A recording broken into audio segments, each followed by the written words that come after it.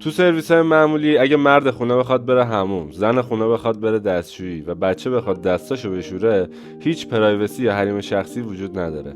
پس بریم که درستش کنیم. اول از همه میایم کنج همون با سازه آجوری یه وان جذاب درست می‌کنیم. دیوار انتهاییشو با پنل‌های شیشه‌ای دیزاین می‌کنیم و یه سری قفسه برای اینکه وسایل داخلش بذاره. برای درش هم از پنجره‌های ریلی استفاده می‌کنیم.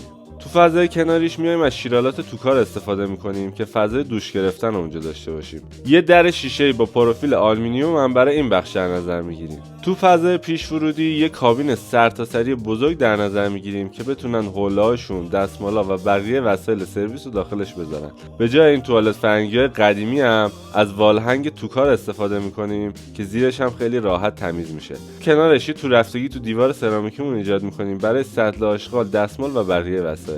ست سرامیکای سرویس یه روشویی براش در نظر میگیریم با آینه هوشمند.